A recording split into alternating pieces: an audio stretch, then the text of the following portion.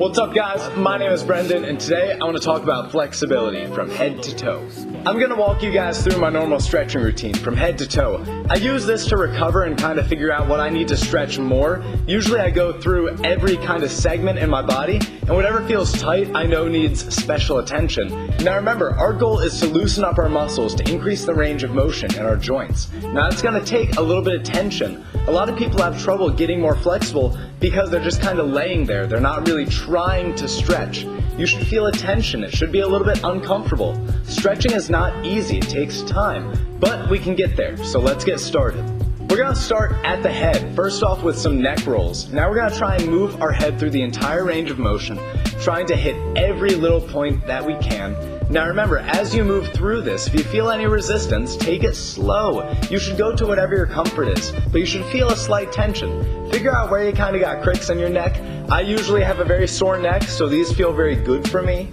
Now we're going to go from our neck and move down to our chest. We're going to lay down on the ground with our chest facing the ground and turn over to one side, putting all of our weight on our chest. Doing that is going to lengthen the side of our body right here.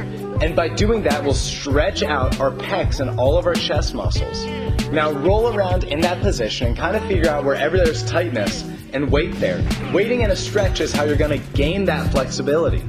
After you guys stretch out your chest, we're going to move on to our upper back. And how we're going to stretch that out is we're going to take our hands, palms facing up, we're going to set them underneath our thighs, between our knees and hips. After that, we're going to round our back. And the more we round our back and elongate that back, the more you're going to feel that stretch. Remember, all stretching is just trying to make our muscles as long as they can go.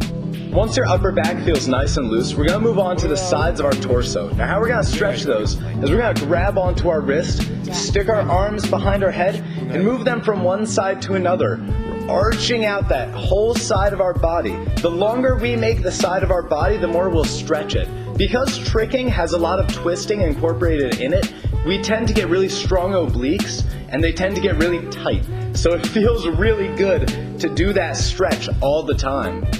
Once your sides are nice and stretched out, we're going to move on to stretching our shoulders. Now there are two ways we're going to do that. We're going to take our hands, place them by our hips, scoot our bottoms forward, and then turn our knees from side to side. That'll help open up our shoulders a good bit, and then we're going to finish them off by doing a bridge. Now doing a bridge is going to get our shoulders opened the rest of the way. Make sure you're trying to push your chest and shoulders over your hands and trying to put as much weight on your hands as possible when you do that bridge. That'll be a better stretch for your back and your shoulders.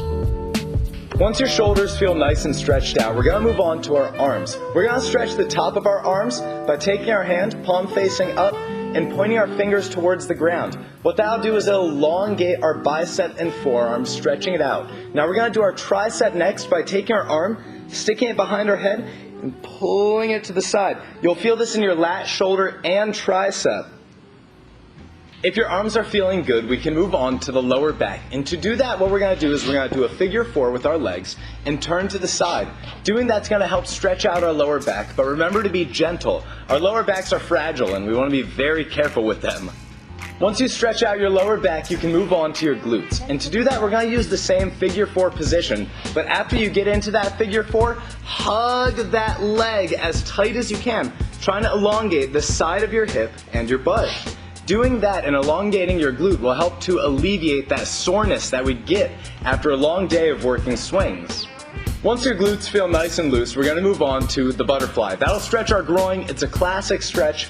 Do plenty of these. Do them when you're watching TV. It takes no time at all, and it's actually a pretty comfortable seating position. Once you've opened up your groin using the butterfly stretch, we're going to open up our hips using the frog stretch. Make sure you spend a lot of time on your hips. You do a lot of kicks and a lot of swings as a tricker, so your hips are very, very important.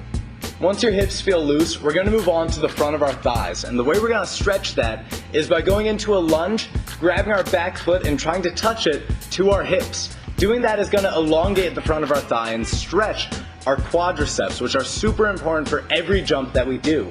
Now once you stretch the front of the thigh, you should also stretch the back of the thigh. And to do that, we're just going to do a pike stretch. So stick your legs out in front and try and get your chest as close as you can to your knees. After we've stretched out both thighs, we're going to move on to the splits. We're going to start in the middle split and go down as deep as we can, but we're not going to sit yet. while still being up. We're going to turn to the right and do a right front split.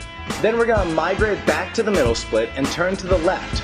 We're going to go from left to right a few times, and as we do that, we're going to get lower and lower into our splits. This will help us get the entire range of motion and get our hips super open. Now, the longer you spend in your splits and the longer you spend in any stretch, the more flexible you will be.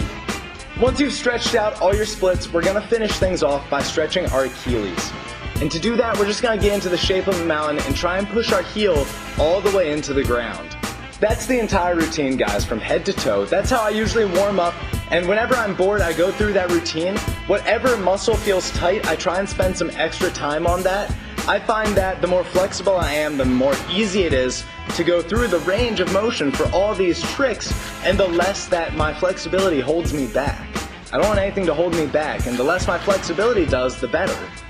Thank you guys so much for watching. Like and subscribe if you haven't already. I want to say a huge thank you to all the patrons who are supporting me on Patreon. It means the world to me that you guys support me spreading my sport of tricking. Now, I just completely changed over the website, so if you guys have not been to howtomastertricking.com, check it out, and if you have already been, check it out again. I changed it up. I think it looks a lot better now. Let me know what you think.